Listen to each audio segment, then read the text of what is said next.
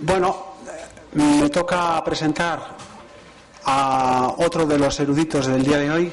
Pere Puig Domènech es biólogo, es el director del Centro de Investigación Agrigenómica. La verdad es que no tenía ni idea que existía hasta que le he conocido a él.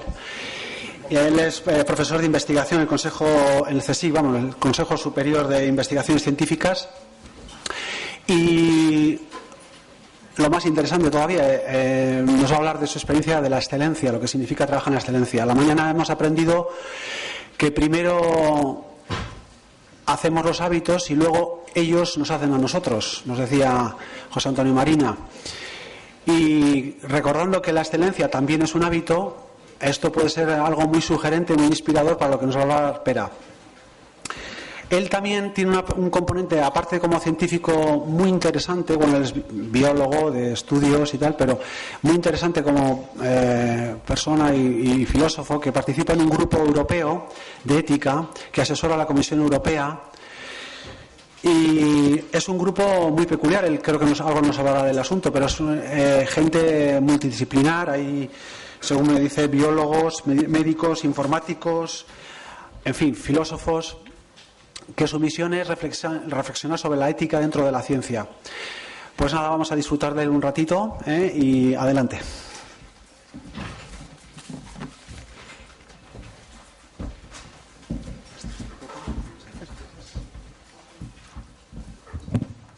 Perfecto, muchísimas gracias por haber invitado.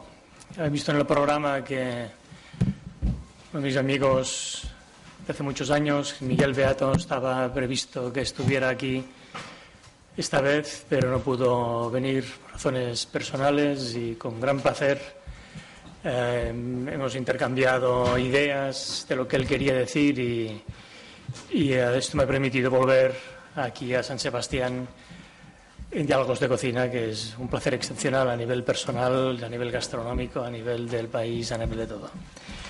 Por tanto, yo lo que voy a intentar hacer es, efectivamente, yo creo que la ciencia solo tiene sentido si es de calidad, como muchas otras cosas, y por tanto lo que voy a intentar es reflexionar sobre este tema, pero para empezar lo pondré en el contexto del tipo de trabajo que estamos haciendo, lo que quiere decir hoy día hacer genómica, con colecciones de genes, no únicamente gen a gen, sino grandes colecciones de genes de interés en las especies de plantas y animales de los que nosotros nos alimentamos. Y por tanto empezaré haciendo un poco en qué contexto nos encontramos hoy día, para intentar ver cómo se hace esto hoy día, con qué tipo de equipos, en qué tipo de centros, para acabar reflexionando sobre lo que pensamos Miguel y yo de la excelencia en ciencia y lo que tiene sentido hoy día. Y por tanto, si empezamos la primera diapositiva, hace 2 años era el año de Darwin, y empezamos pues reflexionando sobre nuestra alimentación en función de la evolución de las especies. Este año es un año muy interesante porque es al mismo tiempo el año internacional de los bosques y el año internacional de la química. Y yo creo que en esto estamos. Estamos en que, en particular, en aquello de lo que nosotros nos alimentamos, sacamos nosotros nuestros alimentos, nuestras especies, las sacamos de nuestro entorno natural. De los bosques sacamos pocas cosas para alimentarnos, en realidad. Hay pocas especies que salen de los bosques. La mayor parte han salido pues de las zonas templadas, de las praderas, más que de los bosques. Pero en cualquier caso sí que, evidentemente, todo lo que nosotros comemos viene de un entorno natural que hoy día nos preocupa, porque los bosques es una parte absolutamente esencial del equilibrio global en el que nos encontramos. Y, por tanto, las Naciones Unidas han propuesto que durante este año reflexionemos en aquello que tenemos que hacer para preservar los bosques de la mejor manera posible, preservarlos, explotarlos, mantenerlos. Pero al mismo tiempo, por razones puramente de coincidencia, las Naciones Unidas también han dicho que era el Año Internacional de la Química. Y la Año Internacional de la Química nos permite reflexionar también de que la mayor parte también de las actividades que nosotros hacemos están basadas en reacciones químicas. Nosotros somos un conjunto de materiales que funcionamos a base de reacciones químicas. Y nuestra industria, por ejemplo, farmacéutica, está basada en una química muy poderosa. Nuestra industria petroquímica es puramente química. Y nuestra cocina, como ustedes saben, es química. Y muchas de las tecnologías que nosotros hoy día estamos desarrollando, que están desarrollando pues grandes cocineros, pues es reflexionar sobre la química de la cocina, que es una química compleja, una química muy sofisticada y que nos permite comer de forma segura y que digiramos bien. Sin esta química de la cocina, nosotros nos sería mucho más difícil alimentarnos correctamente. Por tanto, yo creo que estamos entre estos dos paradigmas que están representados con estos 2 años que por coincidencia son este año. Y si ahora pues miramos para atrás, pues volvemos hacia los bosques, de donde hace 10.000 años salió, o desde el entorno natural, desde hace 10.000 años salió la agricultura y la ganadería, tenemos que recordar que aquello que comemos nosotros hoy día son un conjunto de especies que nosotros hace 10.000 años identificamos en diferentes partes del mundo. Y fíjense que esencialmente son las zonas templadas y esencialmente son las praderas donde la gente vivía hace 10.000 años, esencialmente. Seguramente porque hubo unos cambios climáticos importantes en aquel momento, la gente tuvo que utilizar aquello que es más característico de nuestra especie, que es la inteligencia, y identificar una serie de especies. Aquí más o menos están enseñadas las grandes zonas de la domesticación de las plantas, pues son en el Oriente Medio, en China, en América Central, en la América Andina, pero también en algunas otras partes del mundo. Y pues allí en el Oriente Medio pues identificamos especies de las cuales algunas de las cuales sintetizamos. La especie humana ha sintetizado especies como el trigo. El trigo no existe en la naturaleza. Y por tanto, lo que sí ocurrió en alguna zona entre Siria, Turquía y Irak es que alguien identificó que de cuando en cuando aparecía, cuando había diferentes especies juntas, muy cercanas entre sí, de cereales, aparecía un grano muy especial que se dedicaron a conservar y a transmitir por todas partes del mundo, porque del trigo de aquí empezó a irse hacia Europa, seguramente grandes migraciones, se fue hacia Asia y después, desde luego, continúa siendo una de nuestros elementos esenciales. En América Central, cuando la especie humana llegó por el norte, llegó a América Central, encontró una especie que ahora miraremos, de la cual ha salido el maíz, ahí salió la soja, de ahí salieron toda una serie, la patata. Bueno, la patata y el tomate salieron de la zona andina y de ahí el tomate salió por razones por medios que todavía no sabemos muy bien, llegó hasta México, que cuando los europeos llegaron a México encontraron ahí una fruta que después trajeron hacia Europa. En China, pues ustedes saben, ahí encontraron el arroz y la soja. La soja es de China, no es de América. De América son las judías y los guisantes. La soja es de China. Como en un cereal y una leguminosa, son la base de la comida que ha estado en nuestro entorno durante los últimos 10.000 años. Y lo que ocurrió, evidentemente, es que el gran éxito que tuvieron estas especies hicieron que se transportaran por todas partes, y esto culminando en el descubrimiento de América, en el cual pues acabamos de llevar especies por todas partes. Todavía está ocurriendo el mismo, ahora discutiremos un poco este hecho. Por tanto, hoy día lo que sí estamos haciendo es intentar entender, porque intentando entender lo que pasó en el pasado, que nos ha permitido pues que nuestra sociedad exista. Sin estas especies que se podían cultivar correctamente, sin las especies ganaderas que también identificamos en diferentes lugares del mundo, en las zonas también de Asia Central, aquí se encontró lo que hoy día es la vaca, por ahí se encontró lo que hoy día es el caballo. Sabemos que el cerdo seguramente se domesticó en China, aunque el cerdo salvaje está por todas partes. Sin estas especies, también la oveja también aparece por aquí, la gallina también aparece también en alguna zona de Asia Central, y desde ahí, desde luego, se ha expansionado por todo el mundo. Sin estas especies, nuestra sociedad sería imposible.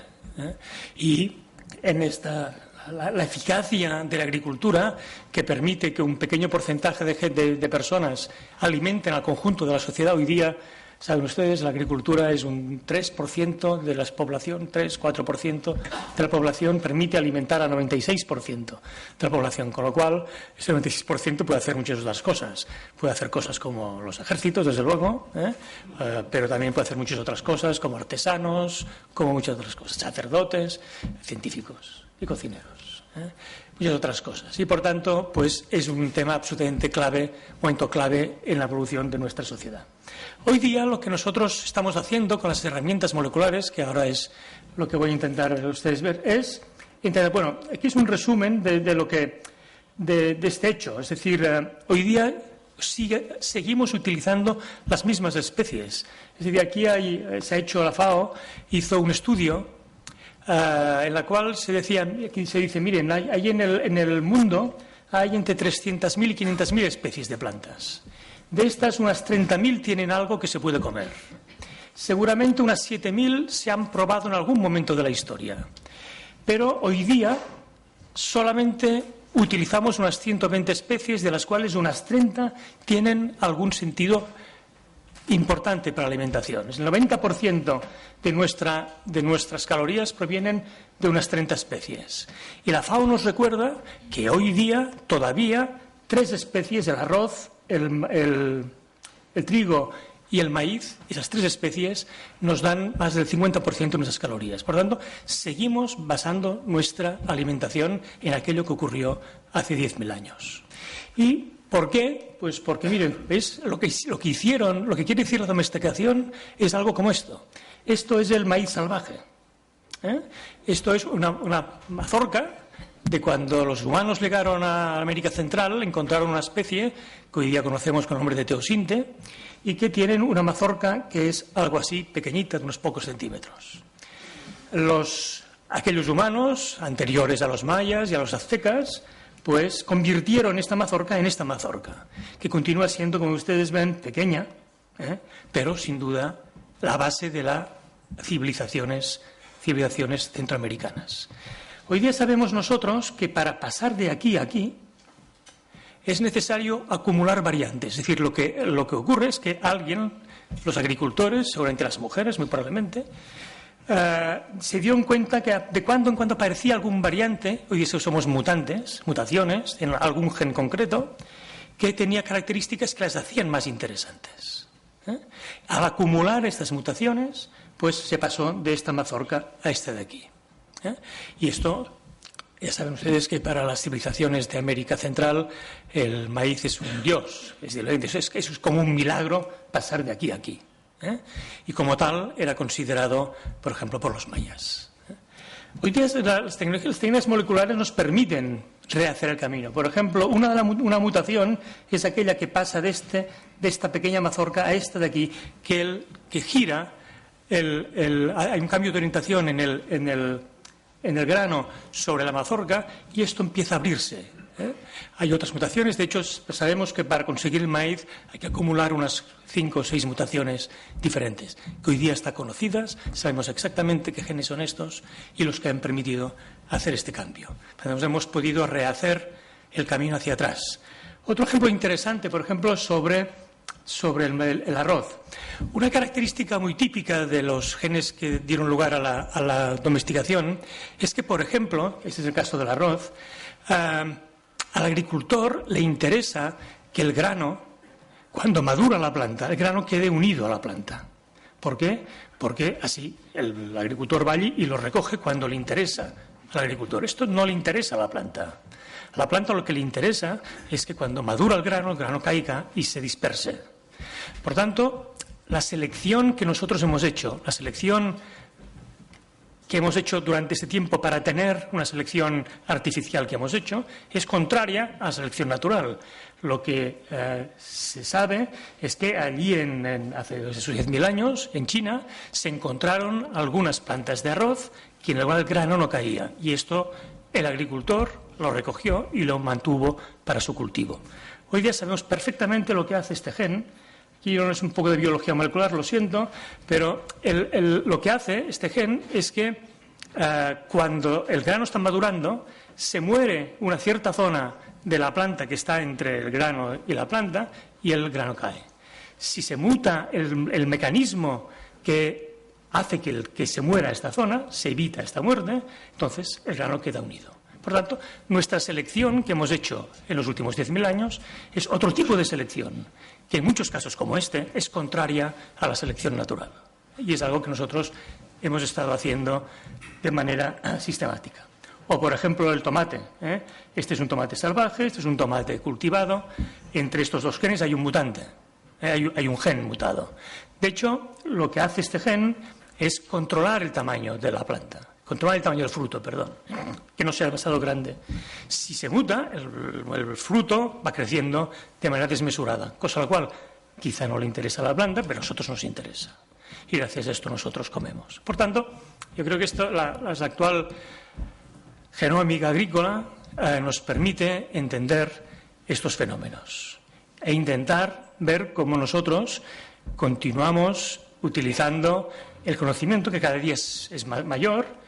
Y, desde luego, saben ustedes que ya desde hace más de 100 años, de 150 años, pues este conocimiento de cómo transmitimos esos caracteres interesantes para la agricultura se hace de forma cuantitativa. Hay unas leyes, las leyes de Mendel, que nos permiten entender cómo se transmiten estos caracteres importantes. Y saben que esto Mendel lo hizo en guisantes. El gen que hace que los guisantes sean rugosos o no sean rugosos, es un gen que hoy día hemos aislado, lo conocemos perfectamente bien, sabemos cuándo vino de América, lo sabemos muy bien. Entonces, hoy día esto lo hacemos de manera mucho más. De hecho, la genética apareció de forma sistemática a principios del siglo XX y lo hemos estado utilizando durante los últimos 100 años y esto nos ha permitido tener la agricultura eficiente que tenemos hoy día. Si miramos pues para atrás, la mejora genética, hay varias etapas. Una primera etapa que es la que nos permite pasar de especies salvajes a las plantas cultivadas. Una genética, como han visto ustedes, muy eficiente, de base empírica, pero muy eficiente, que ha hecho unos cambios. Piensen ustedes, por ejemplo, que quizá el primer animal que se domesticó fue el perro. Todas las razas de perro que nosotros vemos las hemos creado nosotros. El perro viene del lobo. Por tanto, cuando ve usted un chihuahua, es un lobo degeneradísimo. Pero lo hemos hecho nosotros. Y un gran danés, pues también lo hemos hecho nosotros. El perro el lobo tiene una gran variabilidad genética y, por tanto, se presta mucho a tener esta gran diversidad de razas que no existen en la naturaleza nunca. Las hemos hecho nosotros. Tanto aquí, de la misma forma, pues con las plantas, pues hemos hecho este caso. Hemos pasado de especies salvajes a especies cultivadas. Han visto ustedes también que desde el teosinte al maíz hay tanta diferencia como del lobo al chihuahua. Es decir, lo hemos hecho nosotros para poder alimentarnos nosotros correctamente. El perro más bien para nuestro, en fin, no sé, para divertirnos, supongo. Pero en Chihuahua muchas cosas más no se puede hacer. Y por tanto, después, desde que aparecen las leyes de herencia, tenemos toda una ciencia que se llama la mejora de plantas, la mejora genética, que ha permitido tener especies mejoradas, muy eficientes. Los rendimientos han ido aumentando de forma sistemática, permitiendo que la gente se alimente con alimento suficiente, seguro, como mínimo en una gran parte de la humanidad, aunque sabemos que tenemos todavía una parte importante que todavía no me ha llegado a esto. Hoy día, desde que tenemos el ADN, sabemos hacer muchas otras cosas, vamos mucho más dirigidos, tenemos una manera mucho más rápida de mejorar las plantas y hoy ya hablamos de plantas de diseño. Hablamos de plantas en las cuales podemos intentar pensar en qué es aquello que nos interesa exactamente y buscar en toda la cantidad de variabilidad que existe en la especie y buscar aquellos caracteres que de manera mucho más dirigida nos lleven al diseño de aquel tipo de alimentos que nos interesa. Bueno, que todo esto ha sido de una forma relativamente empírica, con la genética mucho más, pero ahora la idea es que nosotros podamos diseñar plantas que tengan algo que nos interese muchísimo más a los que hacemos. ¿Por qué queremos diseñar plantas? Nos podemos preguntar. Bueno, pues necesitamos tener una agricultura más eficiente, porque además necesitamos tener agricultura más adaptada a las condiciones climáticas. Sabemos que nos enfrentamos a unos retos importantes. Ya estamos viendo cómo ciertas especies, por ejemplo, hubo un cierto tiempo viña en Inglaterra, pero ahora se está plantando mucha más viña en Inglaterra. Se está plantando viña en Suecia, por ejemplo, porque está subiendo, la viña está subiendo hacia el norte, por las condiciones climáticas están cambiando. Y quizá tendremos problemas para cultivar según qué cosas en el sur de España, porque tendremos condiciones que pueden estar menos adaptadas a cultivar algo que estamos cultivando nosotros ahora. Sabemos también que la alimentación es un dato esencial para nuestra salud, para nuestra necesidad. Cada vez más conocemos que cada uno de nosotros tiene unos requerimientos específicos para alimentarnos y, por tanto, necesitamos tener una alimentación más acorde con nuestras necesidades. Y además porque siempre lo hemos hecho. Nuestra sociedad está basada en un número de plantas que nosotros hemos diseñado de forma más o menos empírica y lo estamos continuando haciendo.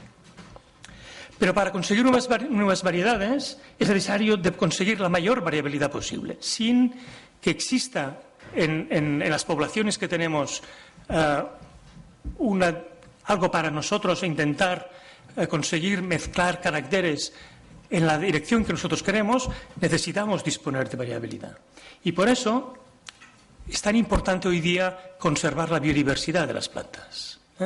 Es importantísimo conservar especies y variedades, especies porque nos pueden interesar, variedades porque son la base misma de todo aquello que nosotros hacemos para conseguir mejores variedades, y saben que hay unos esfuerzos internacionales, hasta hay una bóveda en las Islas Svalbard en la cual se conservan 5.000 semillas preciosas. En el caso de que pasara algo en el mundo, seguro que allí se conservan las mejores semillas para tener una agricultura suficiente para todos nosotros. Por lo tanto, conservar especies y variedades es absolutamente esencial. Y hay algunas especies en las cuales tenemos problemas de conservación. Hay que analizar y aprovechar la variedad existente. Es verdad, por ejemplo, hay en México un centro en el que se conservan semillas de maíz y trigo, el CIMIT, un centro muy importante en México. Ahí se conservan 200.000 variedades de trigo y maíz, seguramente demasiadas. Hemos ido conservando allí. ¿Por qué? Porque al tener que ir conservando, pues ha ido teniendo colecciones lo más completas posibles, pero algunas de ellas seguramente están duplicadas, algunas de ellas quizá no tienen mucho interés, y ahora hay un esfuerzo internacional para analizar y aprovechar la variabilidad existente. Estamos creando nuevas variedades, se ha hecho desde hace muchos años, se están creando, digamos, como ha visto, la variabilidad es una creación, es aprovechar los mutantes que aparecen. Los mutantes aparecen pues porque hay radiaciones que están continuamente actuando sobre nosotros, sobre los seres vivos, creando mutaciones continuas, porque hay ciertos productos químicos que producen mutaciones, porque hay errores en la maquinaria genética, y por lo tanto lo que también se está haciendo es creando nueva variabilidad, es decir, acelerando este proceso. Y también hay la creación de nueva variabilidad por modificación genética, que es un tema del cual hoy no hablamos, es un tema polémico, pero que también está creando una variabilidad. Pues están apareciendo, por ejemplo, como nuevos casos, pues puede aparecer un arroz dorado que tenga vitamina A, ahí pueden aparecer tomates azules, se pueden hacer tomates azules o melones azules, se puede hacer en ese sentido.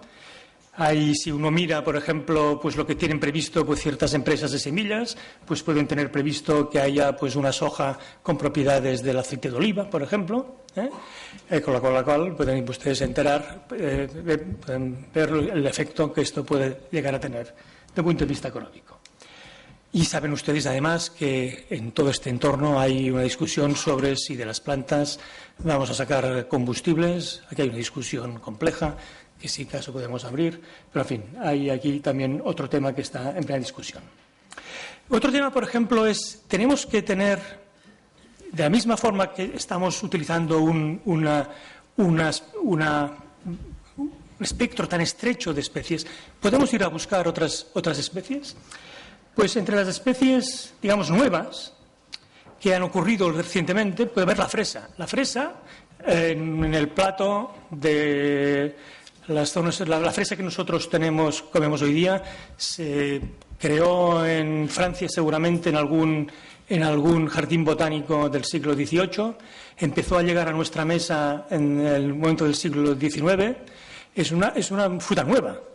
Es una fruta que no tiene más de 150, 200 años. La fresa está en nuestros bosques y ahí seguro que la comimos durante mucho tiempo, pero no era una fruta que era un componente esencial de nuestros platos. Llevamos esto relativamente poco tiempo comiendo fresas. Y el kiwi, saben ustedes, ha llegado hace poco tiempo. El kiwi es una fruta de origen chino que se llevó a Nueva Zelanda, los neozelandeses la mejoraron y la han exportado por todo el mundo. Y por eso se llama kiwi, aunque es una fruta china. Y en Nueva Zelanda, que es un país donde la agricultura es un país de gran desarrollo, pero la agricultura sigue siendo la base de su economía, pues siguen teniendo ahí una importancia grande.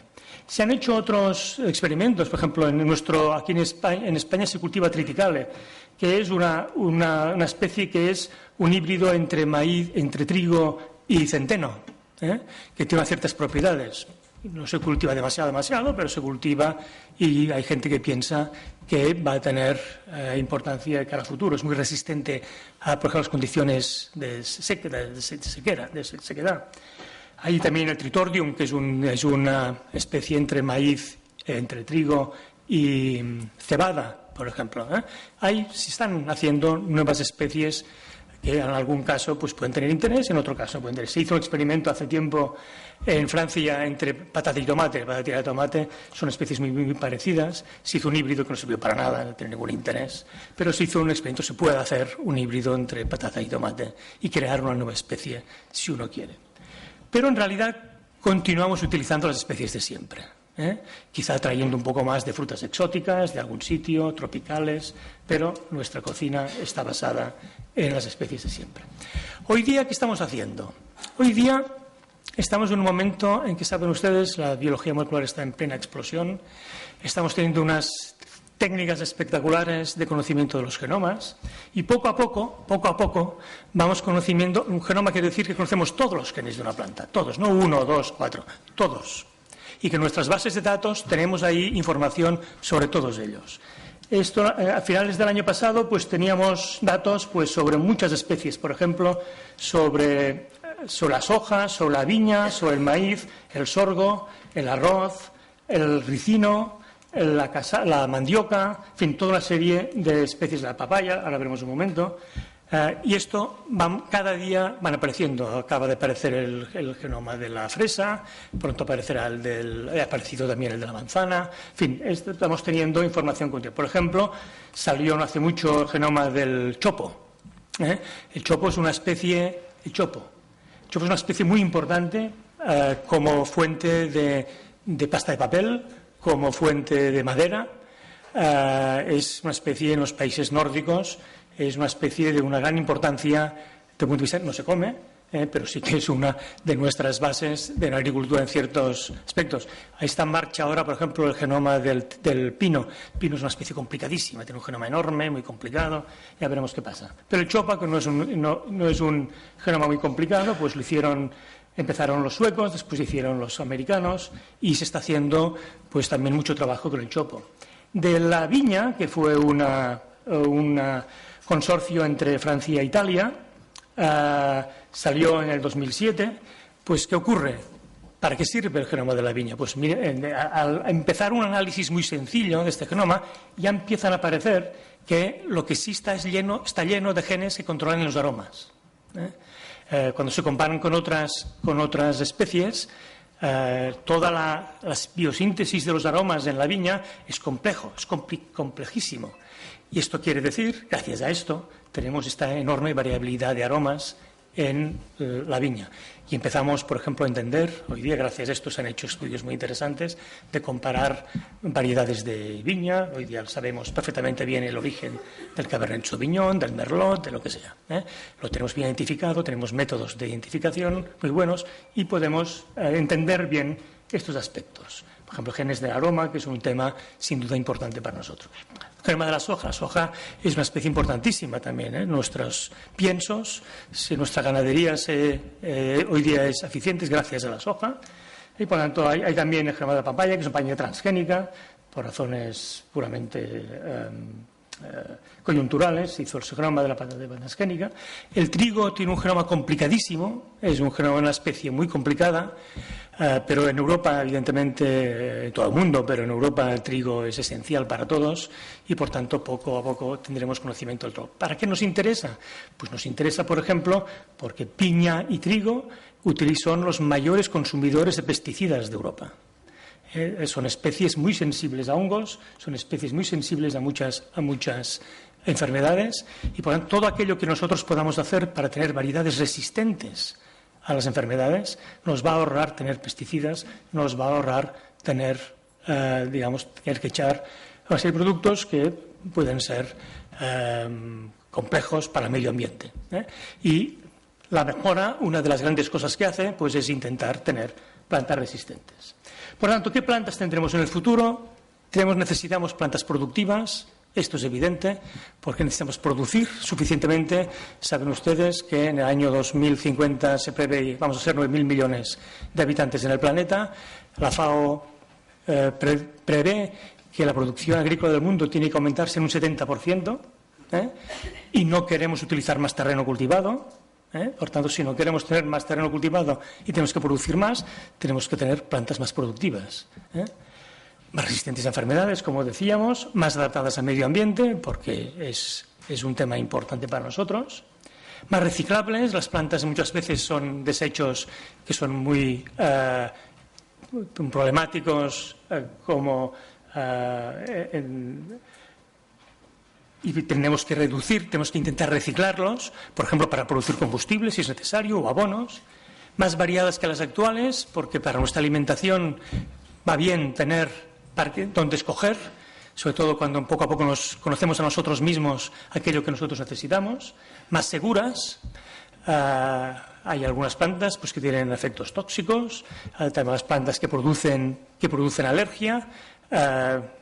Necesitamos tener plantas unos niveles de seguridad importantes. Nuestra comida es un requerimiento que nosotros tenemos y, como decíamos, más apropiadas para el suelo intelectual. Por lo tanto, ahí tenemos unos retos que las nuevas tecnologías pueden permitir. Y más productoras de sustancias.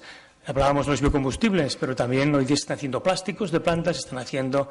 Saben que la ropa que nosotros tenemos esencialmente viene de plantas o de animales, viene del algodón, el lino, la lana.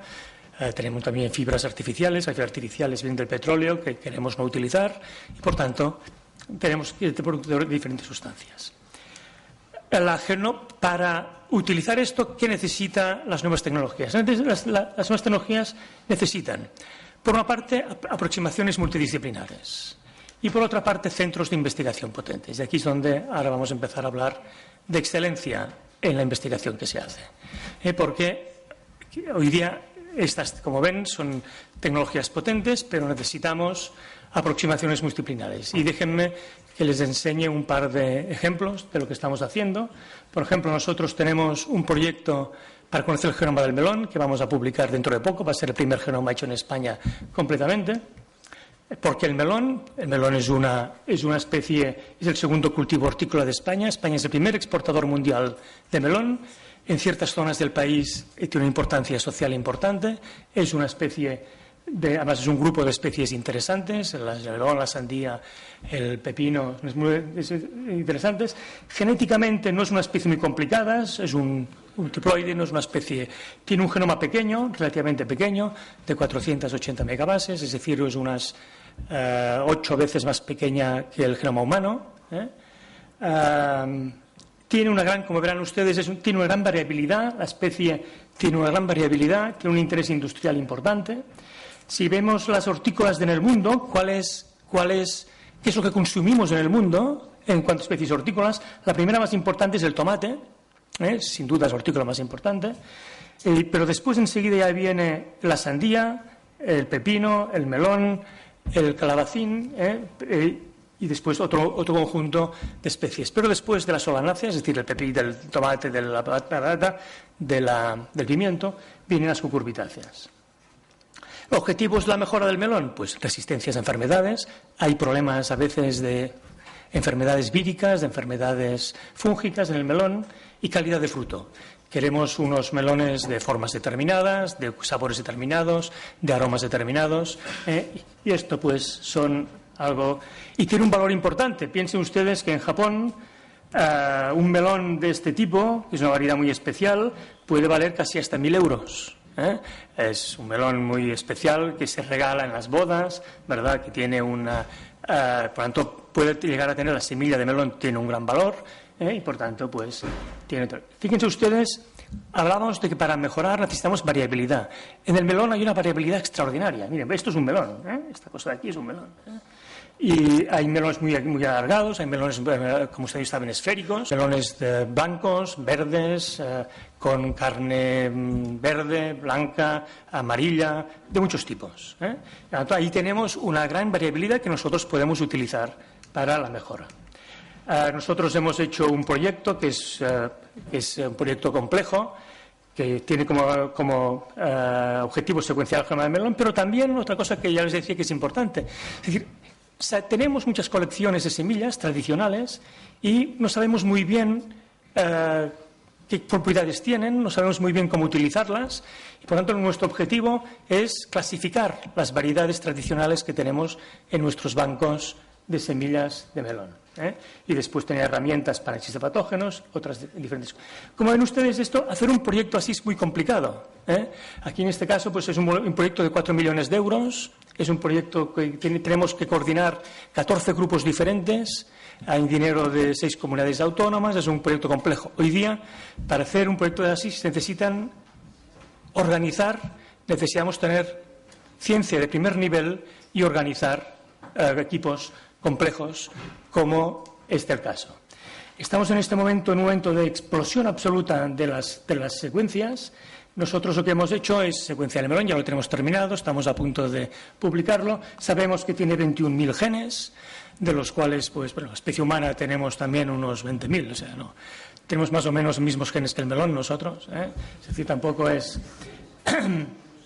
Nosotros de aquí ya hemos identificado unos 600 genes de resistencia que son importantes y nos han permitido, por ejemplo, comparar las resistencias entre el melón y el pepino, por ejemplo, que tiene un tema también interesante. Por lo tanto, utilizar estas tecnologías implica utilizar la mejor ciencia que está hoy día disponible. Por ejemplo, estamos hoy día también estudiando variedades antiguas. Esta, por ejemplo, es un melón que viene de Irak, es un melón pequeño que se utiliza para ensalada, no es un melón dulce. El melón tiene unas características también muy curiosas, tiene un sexo muy complejo. Esto es una flor hermafrodita, y flores masculinas, femeninas, tiene un sexo muy complicado el melón. Y, por tanto, también pues, tiene su interés en ese sentido. Como hemos dicho antes, ¿qué utilizamos? Pues aproximaciones multidisciplinares y centros de investigación potentes. ¿Qué estamos haciendo? Y ahí les quiero presentar pues, un poco el tipo de ciencia, cómo estamos haciendo hoy día. Nosotros estamos en este momento inaugurando un centro nuevo de 1.000 metros cuadrados, en los cuales ponemos juntos a gente que pues van desde la mejora, que saben utilizar poblaciones, hasta gente que sabe analizar genes concretos. Por tanto, hoy día, para hacer investigación a este nivel, necesitamos pues, poner junta a mucha gente. Tenemos que crear centros, como se están haciendo aquí también. Por ejemplo, nuestro centro, que se llama CRAC, pues tiene una estructura innovadora, con personalidad jurídica propia, de excelencia científica, que incorpora a gente de diferentes instituciones. Hay que optimizar. Hoy día estamos en un momento en que hay que optimizar también los recursos. No podemos estar la gente dispersa por ahí multiplicando los recursos, hay que optimizarlos. Tenemos que tener buenos servicios comunes y, desde luego, tenemos que tener unas mejores relaciones con los sectores industriales que necesitan el tipo de tecnologías que nosotros tenemos. Sabemos crear empresas, hemos hecho un par de empresas desde nuestro centro y, por tanto, es el tipo de centro que hoy día, ¿qué tipo de servicios tenemos? Pues los generales, invernaderos, secuenciación del DNA, genómica. Necesitamos toda una serie de servicios para tener una ciencia que sea competitiva y de excelencia. Trabajamos en diferentes especies modelo, cereales, frutales, hortícolas, en fin, en una serie de especies determinadas. Animales de granja también, en cerdo y vaca. En fin, nos damos dinero, tenemos publicaciones, evidentemente, y tenemos también, evidentemente, pensamos que nosotros tenemos que estar presentes explicando lo que nosotros hacemos a nivel internacional, a nivel europeo, a nivel español, en fin. Tenemos que tener presencia a diferentes niveles. Este es un centro nuevo, ya digo, con un espacio común, con invernaderos arriba. Yo creo que esto es donde estamos, nuevos laboratorios, y es lo que estamos. Por tanto, hacer hoy día investigación de primera línea implica pues, poner junta a gente, crear centros en los cuales nosotros optimicemos los recursos. Y, por tanto, déjenme ustedes terminar con la reflexión sobre la excelencia, que era el tema que estábamos hablando hoy y que hemos hecho con Miguel Beato. Visto lo que hay, ¿qué es la excelencia en ciencia? La ciencia hoy día implica hacer investigación a nivel internacional. La investigación que nosotros hacemos tiene que poder ser la misma que se puede estar haciendo en Alemania, en Estados Unidos, en cualquier lugar. Tiene que ser una ciencia original, tiene que tener originalidad. Sin originalidad, sin plantearnos temas nuevos, no es posible, evidentemente, una ciencia que es repetitiva, no puede ser de ninguna forma excelente. Creatividad, como hoy hemos estado repitiendo todos, la ciencia es una actividad esencialmente creativa, ambiciosa. Es decir, tenemos que plantearnos proyectos ambiciosos, proyectos que puedan tener objetivos a largo plazo. Requiere, sin duda, un cierto coraje y un cierto riesgo. Cualquier investigación nueva implica plantearse temas de vanguardia, plantearse cuestiones, hipótesis que nadie más se ha planteado y, por tanto, implica un cierto coraje. Rigor, sin duda. La ciencia sin rigor no tiene ningún sentido. Sin tener unas aproximaciones controlando lo que hacemos, controlando las hipótesis, no tiene un sentido de profesionalidad absolutamente. Y autocrítica, que es sistemática. El científico tiene que estar siempre dudando de sus resultados, tiene que estar siempre preparado a escuchar la crítica de las personas. ¿Cómo se puede medir la excelencia? Bueno, saben, hoy día ahí tenemos métodos para medir la ciencia por número de publicaciones, por índices de impactos, por productos y patentes. Tenemos muchos indicadores, aunque yo personalmente pienso que solo el juicio de los pares permite realmente tener una medida exacta de la excelencia. ¿Cómo un centro puede ser de excelencia? Pues tiene que serlo a todos los niveles. Tiene que serlo desde la administración, desde los servicios, tiene que plantearse desde el personal científico. El modelo de estructura tiene que ser un modelo eficiente para permitir la excelencia. Modelo de gestión también. ¿Cómo se consigue? Pues atrayendo investigadores excelentes. El mercado tiene que ser mundial. Tenemos que estar abiertos a acoger investigadores de cualquier lugar del mundo. Tenemos que tener un tipo de evaluación externa. Estamos acostumbrados nosotros a tener comités externos que vienen de cualquier lugar a evaluar lo que estamos haciendo. Condiciones de trabajo competitivas. Ha de ser posible que cuando venga un investigador que está al mismo tiempo considerando venirse a España o irse a Alemania o irse a Inglaterra, que podamos darles competiciones de trabajo competitivas. No viene únicamente porque se come bien, que también, pero hay que dar competiciones de trabajos competitivas. Un seguimiento continuado, participación en la institución, en la que es importante que los investigadores estén inmersos en la investigación, participen en ella. Hay que tener responsabilidad y estar preparados a movilidad y flexibilidad continua. El tamaño también es importante, hay que tener una masa crítica, un crecimiento controlado, no se puede crecer indefinidamente, un modelo biológico con una selección natural continua. ¿Es esto posible en España? Bueno, en España tenemos quizá un problema de relaciones con la universidad. Nuestra universidad, aquí ayer discutíamos también, quizá necesita que evolucione, sin duda. En algunos aspectos pues tiene unos sistemas poco flexibles de funcionamiento, poco flexibles a la hora de escoger a su personal y a mantenerlo. Entonces, la relación con la universidad es importante. Relaciones con la sociedad. Es evidente que la investigación tiene que tener una relación directa con la industria. Yo creo que aquí en este país esto se ha dado. En España tenemos unas estructuras funcionariales que impiden muchas cosas. Esto hay que cambiarlo. Si no cambiamos la estructura funcionarial de la universidad y la investigación, no podemos llegar a un sitio. En el País Vasco hay programas de contratación como Iberbasque, o en Cataluña tenemos el ICREA, que son vías, por ejemplo, para crear nuevas maneras de funcionar las cosas. Y es necesario desarrollar nuevas investigaciones. Y para terminar, déjenme decir, yo creo que hoy ya se han hablado mucho de ética, pero déjenme decir también que la ciencia es también excelencia, es también integridad. Es también integridad porque la ciencia necesita un compromiso de los investigadores en el seguimiento de buenas prácticas, unas buenas prácticas que implican unas reglas de trabajo estrictas, rigurosas y abiertas. Fraudes, por ejemplo, como plagio, fabricación, manipulación de datos, es algo que ocurre en ciencia, ha ocurrido siempre, pero en un tema, por ejemplo, se calcula que en un 0,1 o un 1% de los casos, y tenemos que tener maneras de reaccionar a todo ello. Por tanto, códigos de buenas prácticas y mecanismos de seguimiento son crecientemente exigidos en todos los países del mundo. En el CSIC, por ejemplo, pues el año pasado aprobamos un código de buenas prácticas que se plantea, investigador profesional, las publicaciones científicas, una serie de reglas que nos permiten, enseñar a la gente joven cuáles son nuestras reglas del juego. Yo creo que tener en ciencia, pero hoy día es crecientemente claro en cualquier otra actividad, tener unas normas, unas buenas prácticas, tener un compromiso con la integridad propia del trabajo, es algo que es estrictamente imprescindible. Tanto, la alimentación es unos retos que nos enfrentamos, y tenemos hoy día una oportunidad y una necesidad de una investigación de excelencia. Muchas gracias.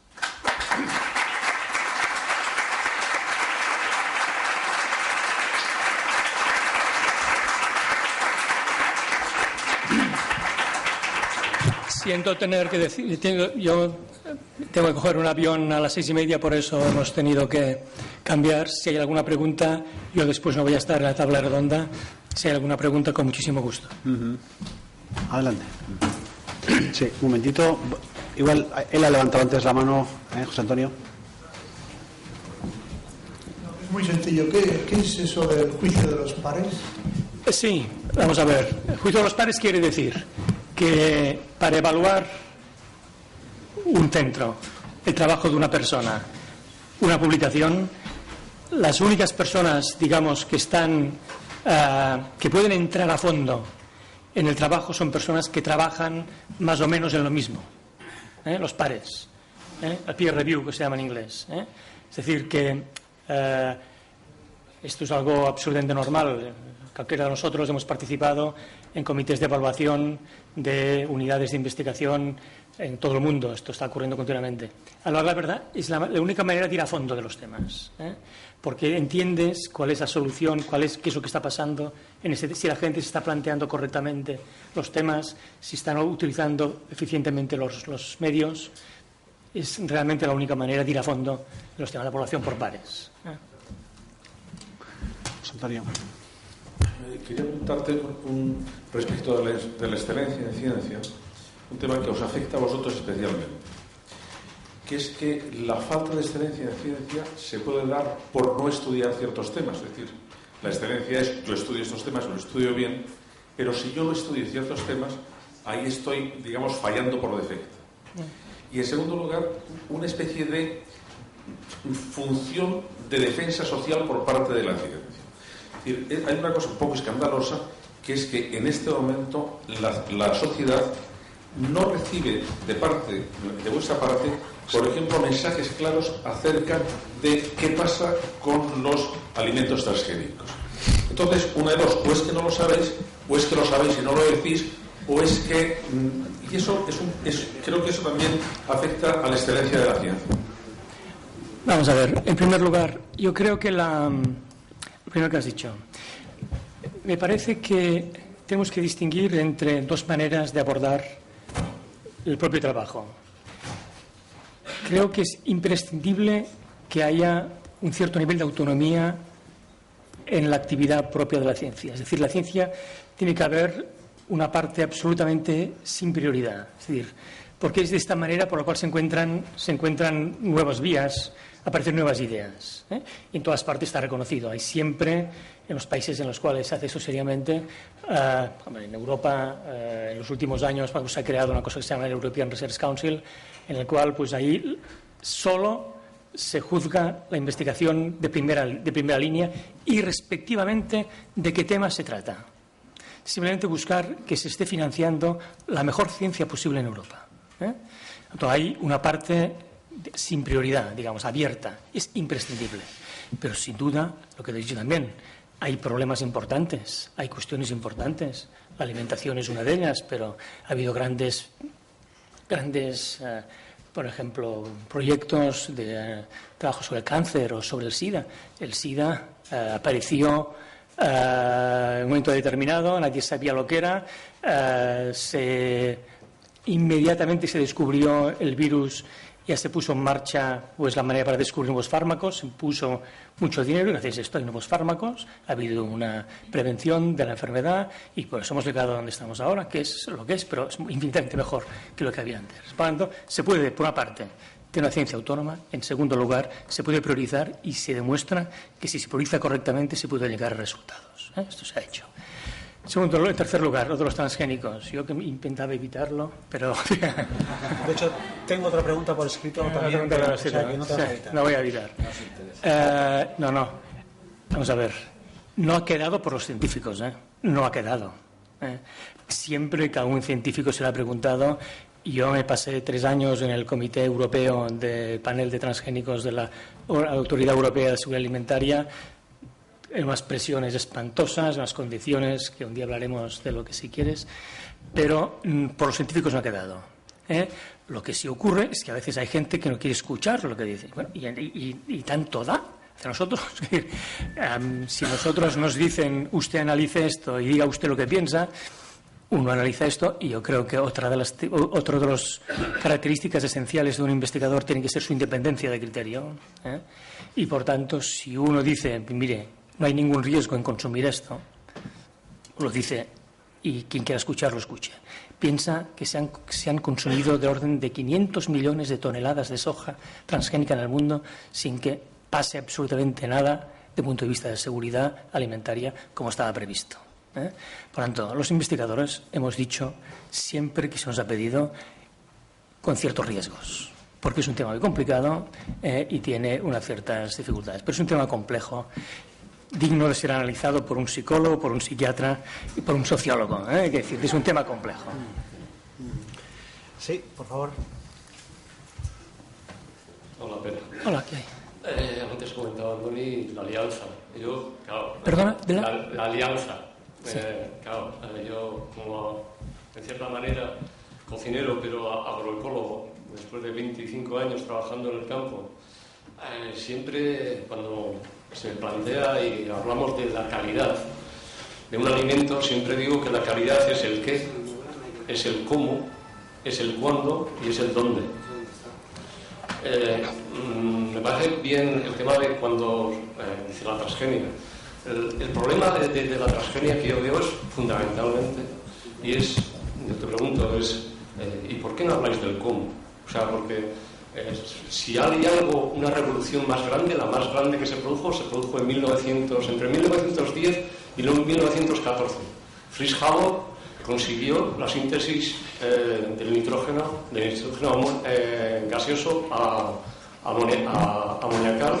Y de ahí pasamos de ser 1.600 millones ahora a ser más de 6.500.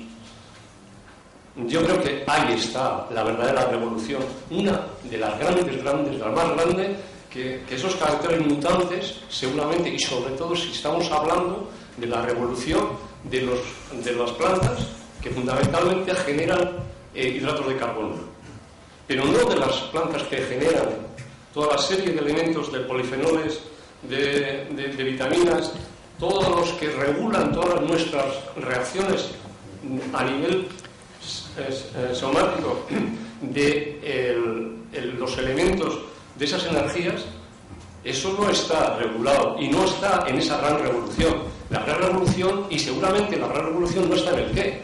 Para mí, la gran revolución está en el cómo.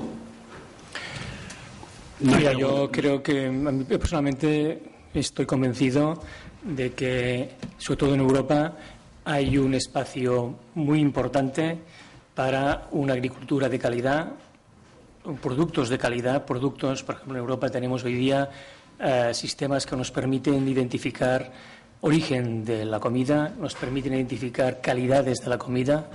Hay varias digamos, maneras de informar al público de estos niveles que permiten al agricultor, sobre todo al pequeño agricultor, tener un valor añadido importante, que me parece que es importantísimo. De todas formas, todos estos semillas, por ejemplo, tú dices de vitaminas, la especie con la genética más compleja, más bien conocida, es el tomate. El tomate, todos los tomates que nosotros comemos son tomates con una genética enorme detrás, extraordinaria. No, un desastre no, tenemos un desastre. Tenemos unos tomates muy variados, muy sabrosos, tenemos de todo. Bueno, creo que hay tomates fantásticos. Espera. Yo todavía me estoy acordando de cuando estuvo todo los de en mi restaurante, estuvieron los de ¿cómo se llaman? Vilmorín, toda la planta de Vilmorín, y me tuve que tragar, claro, que los tomates, claro, porque la guerra ahora está en cómo conseguir que sea un tomate sabroso. Un tomate sabroso es un tomate maduro, y no es el qué, es el cómo. Es el cómo. Y, o sea, me puede dar 1000 vueltas para decir, y la expresión, porque claro, el problema de un tomate inmaduro es cómo si puede tener un análisis químico, lo soporta, pero en mi estómago todas esas vitaminas son solubles, son asimilables. Yo creo que vas a un mercado, vas aquí a muchos restaurantes, encuentras unos tomates fantásticos. Hay tomates de todo, O sea, hoy día, por ejemplo, antes no había tomates en invierno, ahora hay tomates en invierno. No sé, es un desastre. Yo creo que son accesibles, tienen un precio adecuado, hay de todo. Es decir, puedes escoger muchos tipos, y los de siempre pues también están ahí y tenemos. Yo creo que es de excelencia entender lo que pasa, y hoy día entendemos muy bien la diferencia que tienen, podemos saber exactamente lo que contienen los tomates que tienen y qué tipo de vitaminas tienen. No hay puedes tener el gusto, te puedes permitir escoger, que hace un cierto tiempo no te podías permitir escoger. Por tanto, en este sentido, yo creo que tenemos mucha más posibilidad de escoger de la que había hace un cierto tiempo. Que se hayan podido perder variedades, puede ser dramático. He dicho la primera cosa, que la cosa que tenemos que hacer es conservar la calidad que tenemos. Cualquier variedad que se pierda es un error, es algo que se pierde, lo necesitamos, y por tanto yo estoy absolutamente convencido de la importancia de conservar variedades, de conservar ciertos tipos de agricultura más conservadora. Por lo tanto, yo no tengo en ese sentido ninguna. Ahora, yo también me parece que si hoy día tenemos acceso a ciertas especies durante todo el año que permiten alimentar bien a la gente, pues esto es fantástico también. Una pregunta aquí. Bueno, yo en definitiva creo que va un poco por aquí, ya que entiendo de que va de la excelencia, evidentemente, en la ciencia. Si de alguna manera tenéis en cuenta, que me imagino que sí, todo el tema de la cata organoléptica del producto. De alguna manera, porque durante toda la intervención, que me parece absolutamente fantástica, maravillosa, un trabajo encomiable, y yo como cocinero, al final lo que más trato de tener en cuenta es si este producto en el fondo tiene un condicionante organoléptico que al menos cumpla las funciones que se le espera, por ejemplo, de un tomate, que es el tema que estabas tratando. Asumo como bueno también y cierto que hay la posibilidad de elegir tanto variedades como hasta punto, incluso el punto de sabor, pero asumamos como el tomate no, que lo que ha de saber es el tomate, independientemente de la productividad que tenga la propia planta. Entiendo que sí, pero como nos ha comentado, en el caso de la excelencia me gustaría saber. Seguro, no. Por ejemplo, que sea en nuestro proyecto de melón, una de las caracterizaciones que se hacen de las variedades tradicionales es cata. Sí, claro que se hace. Se tiene en cuenta, tú el que a la hora de tener la mejora de una variedad, cuantos más, decimos fenotipos, de cuantos más caracteres tú tengas que te permitan caracterizar la especie, mucho mejor.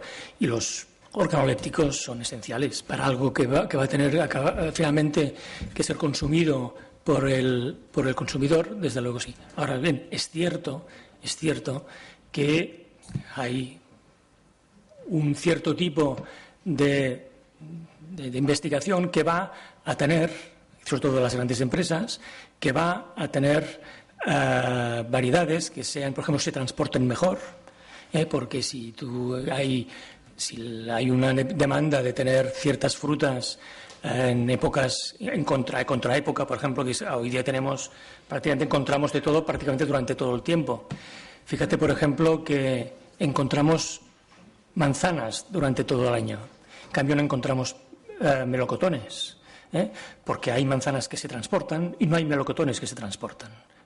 Por tanto, melocotones continúan siendo de temporada y las manzanas hay todo el año, porque la manzana se transporta y en cambio el melocotón no. En Chile están intentando hacer desesperadamente melocotones que se puedan transportar, porque para ellos sería un gran negocio, pero no los hay. Entonces, pura genética. Ahora, el tomate, evidentemente, es cierto que algunas variedades durante un cierto tiempo se han dado prioridad a variedades muy productivas, que se transporten correctamente, y esto ha sido en detrimento de características gustativas.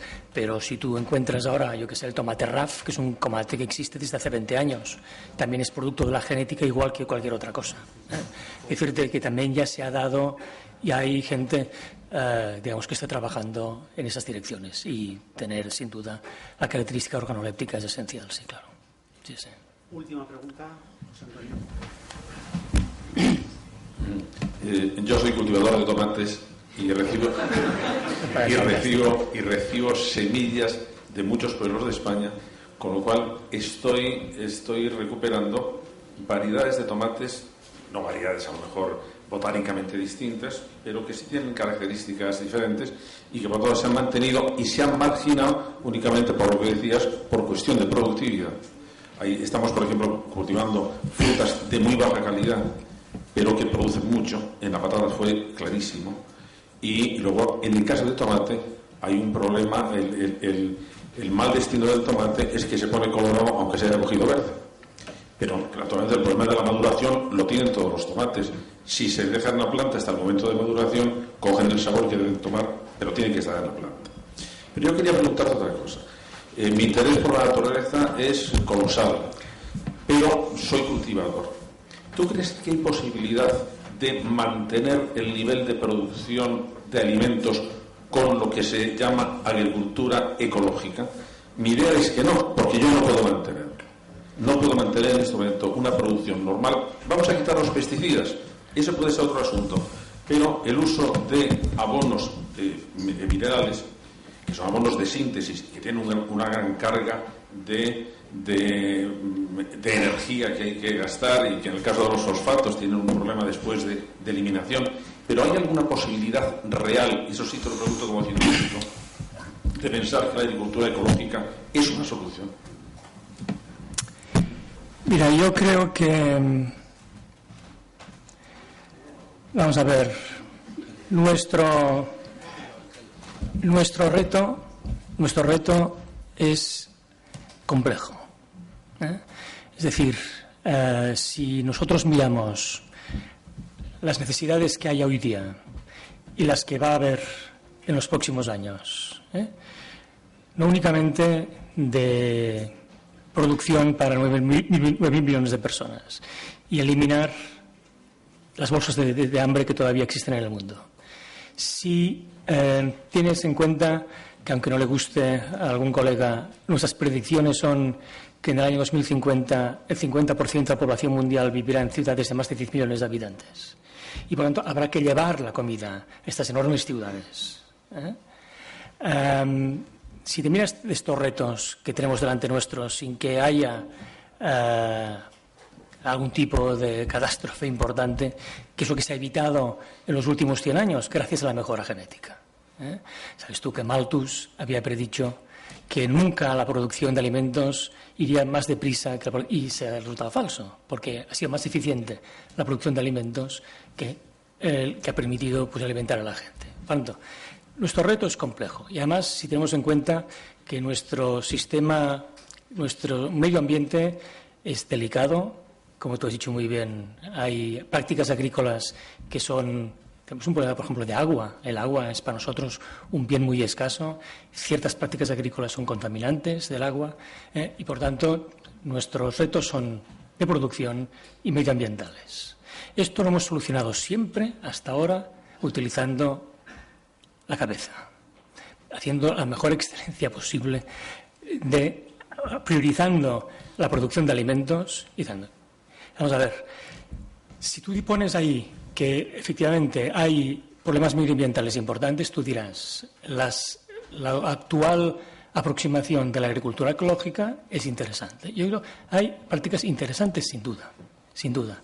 Se ha demostrado en algunos casos, por ejemplo, que ciertos usos de pesticidas eran inútiles. Bueno, pues fantástico. Si eran inútiles y esto ha permitido demostrarlo, pues dejemos de utilizarlo porque era inútil. Y hay un gran movimiento hoy día de lo que se llama agricultura razonada, que es intentar pues solamente utilizar aquello que realmente vale la pena utilizar. Ahora bien, a mí me parece, y además me parece, lo que he dicho, la agricultura ecológica en ciertos lugares es un buen producto, porque en entornos en los cuales, seguramente Euskadi seguramente, pues para el agricultor tiene que darle un valor añadido de alguna cosa. Y si esto permite que el agricultor pues, pueda tener un buen producto, un producto que nos dé una base importante para una cocina de calidad, que además que el agricultor saque valor añadido, fantástico. Ahora, solución global, ni hablar, no lo es. Por una sencilla razón, tenemos que aumentar el rendimiento. Y cuando utilizas el rendimiento se baja sistemáticamente, tanto va en dirección contraria. A mí me parece como solución local, en algunos casos, sin duda, solución global, probablemente no. Me toca hacer de polimalo, lo siento, hay 2 peticiones, pero estoy firme en que se cierra aquí. Asumo mi parte de responsabilidad porque hubiera sido interesante que hubiéramos empezado por el debate, ¿verdad? Me he dado cuenta tarde, para la próxima aprenderé. Bueno, muchas gracias, Pera. Buen viaje. Gracias a todos.